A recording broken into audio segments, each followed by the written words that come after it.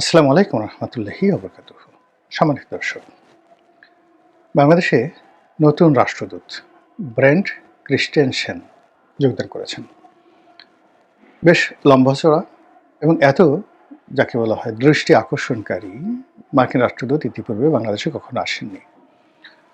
তিনি যদি তারেক রহমান সাহেবের পাশে দাঁড়ান কিংবা জামাতের আমিরের পাশে দাঁড়ান, তাহলে জামাতের আমির এবং তারেক রহমান সাহেবকে মনে হবে রীতিমতো বামুন, তার কোমর পর্যন্ত। এবং তিনি যেভাবে আমাদের প্রধান সেনাপতির পাশে দাঁড়িয়ে নাই, পাশে বসেছেন, এতেই মানে অনেকের পিলে চমকে গেছে।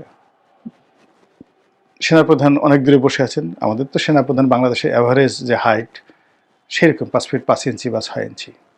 আবার একটু উনি নাদুস মোটা হওয়ার কারণে তাকে আরও খাটো মনে হয়।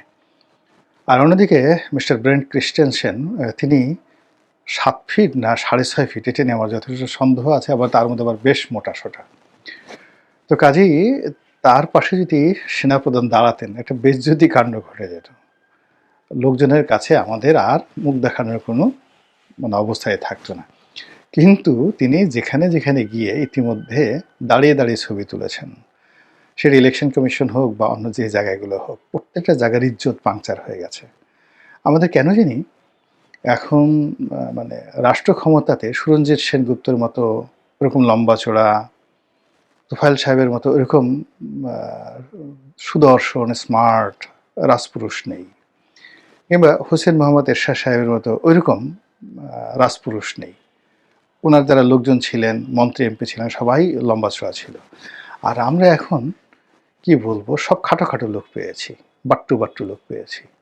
আমাদের গিয়ে দেখেন ডক্টর মোহাম্মদ ইউনূস এভারেজ খাটো, এরপরে প্রধান নির্বাচন কমিশনার খাটো, সেনাপ্রধান খাটো, তারপরে ভবিষ্যৎ প্রধানমন্ত্রী তারেক রহমান সাহেব খাটো, তারপরে ভবিষ্যৎ প্রধানমন্ত্রী আমিরে জামাত আরও খাটো, তারপরে ভবিষ্যৎ স্বরাষ্ট্রমন্ত্রী ডক্টর আবদুল্লাহ তাহের আরও খাটো। এরকম খাটো একটা জায়গার মধ্যে আমরা পড়ে গেছি।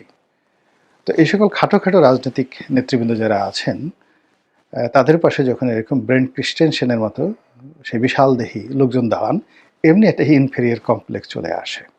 তো এই জন্য আমরা যারা বাঙালি, বিভিন্ন সময় যারা ঠাট্টা মশকরা টিটকারি করতে অভ্যস্ত, তারা এই যে রাজনীতির যে রসায়ন, সেই রসায়নে আমাদের নেতা, রাষ্ট্রের যে কর্তা ব্যক্তি, তাদেরকে নিয়ে, মিস্টার ক্রিস্টেনসেনকে নিয়ে নানা রকম কথাবার্তা বলার চেষ্টা করছেন। এই গেল এক।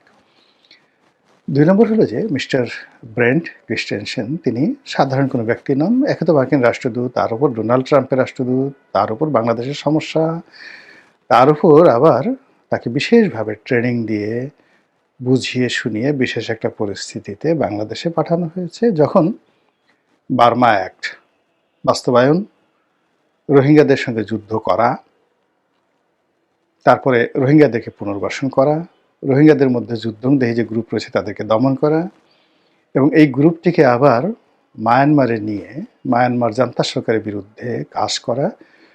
যেভাবে মধ্যপ্রাচ্যে কুর্দিদেরকে ব্যবহার করানো হয়েছে, এই আমেরিকা করেছে। তাদেরকে অস্ত্র দিয়ে শস্ত্র দিয়ে প্রথমে আইএসের বিরুদ্ধে যুদ্ধ করিয়েছে, তারপরে সিরিয়ান আর্মির বিরুদ্ধে যুদ্ধ করিয়েছে, তাদেরকে তুরস্কের বিরুদ্ধে যুদ্ধ করিয়েছে, ইরানের বিরুদ্ধে তাদেরকে যুদ্ধ করিয়েছে, পুরো মধ্যপ্রাচ্যকে তছনছ করে দিয়েছে কিন্তু এই কুর্দি জনগোষ্ঠী দ্বারা। দিয়ে আবার তাদেরকে ডলা দিয়ে ভিক্ষুক বানিয়ে তারা চলে আসছে। এই আমেরিকা তাদেরকে লোভ দেখিয়েছিল যে গত 100 বছর ধরে কুর্দিরা যে দাবি নিয়ে লড়াই করছিল, সেই লড়াইয়ের প্রেক্ষিতে তারা স্বপ্ন দেখেছিল বা লড়াই করছিল যে মধ্যপ্রাচ্যের একটা বিরাট অংশ, তার সঙ্গে সিরিয়া, তারপর তুরস্কের একটি বিরাট অংশ, ইরাকের একটি বিরাট অংশ এবং ইরানের একটি বিরাট অংশ, এটা মিলিয়ে একটা স্বাধীন কুর্দিস্তান দখল করার বা তৈরি করার যে স্বপ্ন তাদের মধ্যে ছিল। এবং সেই স্বপ্নটি দ্বিতীয় বিশ্বযুদ্ধের পরে জেনারেল আইসেনহাওয়ার তাদেরকে কমিটমেন্ট দিয়েছিল, কিন্তু তারা সেটা করেনি। তো যাই হোক, সেই স্বপ্নটা বাস্তবায়ন করানোর জন্য এই সময়টাতে তারা লোভ দিয়ে তাদের দ্বারা যুদ্ধ করিয়ে স্বার্থ নিয়ে তারা চলে গেছে ফুটফুস এখন কুর্দিরা মার খাচ্ছে, সবার হাতে মার খাচ্ছে, সিরিয়ার হাতে মার খাচ্ছে, ইরাকের হাতে মার খাচ্ছে, ইরানে মার খাচ্ছে, ইরানে তো নামই নিতে পারছে না, আর তুরস্ক তারা মার খাচ্ছে। তো তদ্রূপ ওই কুর্দিদের মতো করে এখন রোহিঙ্গাদেরকে ব্যবহার করার জন্য মার্কিন যে মাস্টার প্ল্যান, সেই মাস্টার প্ল্যানের আপনি বুঝতে পারেন যে কি মাস্টার প্ল্যান, সেই মাস্টার প্ল্যান দিয়ে তারা বাংলাদেশকে ব্যস্ত রাখবে, মায়ানমারকে ব্যস্ত রাখবে, চীনকে ব্যস্ত রাখবে, এবং কালাধান প্রজেক্টের ওই এলাকাতে ভারতকে ব্যস্ত রাখবে। ভারতের সেই যে সংশ্লিষ্ট এলাকা, সেই এলাকার মধ্যে রীতিমতো কান্না শুরু হয়ে গেছে। বোঝার চেষ্টা করি টোটাল কাজটা যার হাত দিয়ে হবে তিনি এই ব্রেন্ট ক্রিস্টেনসেন। তো কাজেই তার যে উচ্চতা, এটা যেন তেন উচ্চতা না, এটা আপনাকে বুঝতে হবে। তো এখন সেই ভদ্রলোক বাংলাদেশে এসেছেন, আসার আগের থেকে আওয়াজ হচ্ছে, আর তিনি আসছেন, আর হায় মিস্টার ব্রেন্ট ক্রিস্টেনসেন, আর হায় তিনি আসছেন, হিজ কামিং।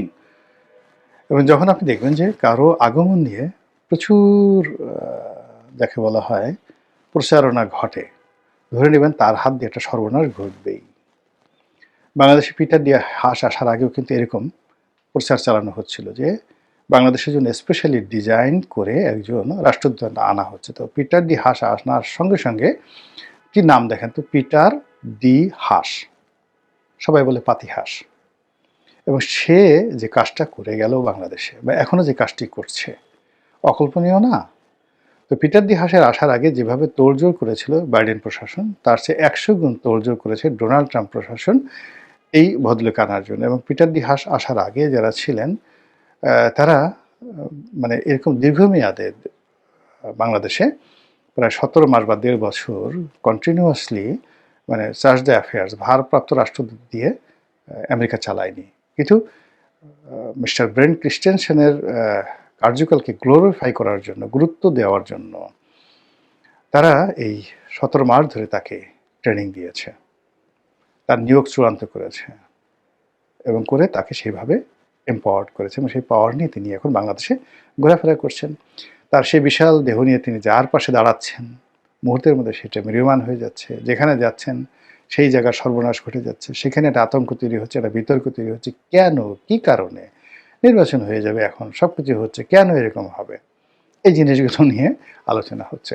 তো যাই হোক, মিস্টার রাষ্ট্রদূত, মার্কিন রাষ্ট্রদূত, তিনি কথা বলেনই নি বলতে গেলে, শুধু একটাই কথা বলছেন, যে কথা তছনছ হয়ে গেছে সব কিছু। তাকে নিয়ে ঘুসঘুস কুসকুস ফুসফুস করার কোনো অবকাশ তিনি রাখেননি। তিনি সোজা বাংলায় বলে দিয়েছেন যে তিনি এই বাংলাদেশে বসে আওয়ামী লীগ, বিএনপি, জামাত, হেফাজত, তারপর সে তাবলিগ যারা আছে, এমনকি ঢাকা শহরে গুন্ডা পান্ডা, আন্ডারওয়ার্ল্ডের ডন, তারপর শেষে যারা পথবধূ পতিতা, যারা তৃতীয় লিঙ্গের মানুষ, তাদের সাথেও তাদের যোগাযোগ হয়, বাংলায় বলে দিয়েছেন। এবং এটা তারা তাদের রুটিন ওয়ার্ক অনুযায়ী কাজ করে। কথাটা কেন আসলো? কেউ কেউ বলার চেষ্টা করছিল যে আওয়ামী লীগের সঙ্গে তাদের একটা যোগাযোগ আছে। তো তিনি কোনো নাম মেনশন না করে তিনি বলছেন শুধু আওয়ামী লীগ না, বাকি সবার সাথে তাদের যোগাযোগ আছে।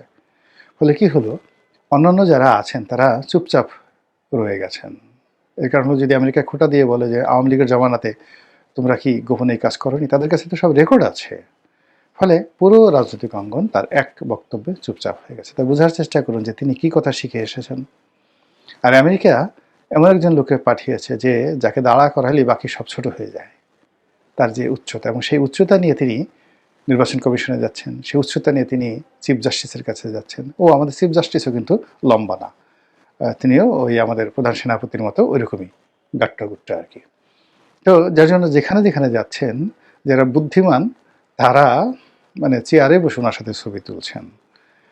আর যারা এই সতর্কতাটুকু অবলম্বন করতে পারেনি, যারা দাঁড়িয়ে ছবি তুলতে গেছেন, তাদের সবারই কিন্তু ইজ্জতহানি ঘটে গেছে ইতিমধ্যে। এখন এই যে মিস্টার রাষ্ট্রদূত, তিনি যে দৌড়দাড়ি করছেন এই নির্বাচনের এই সময়টাতে, যখন সবাই ধরেই নিয়েছে এখানে 90% বিএনপি ক্ষমতা আসবে, 10% জামাত ক্ষমতা আসবে। তো এই অবস্থায় তিনি সবার সাথে যোগাযোগ করছেন। ইট মিনস তিনি কাউকে এভাবে নম্বর দিচ্ছেন না।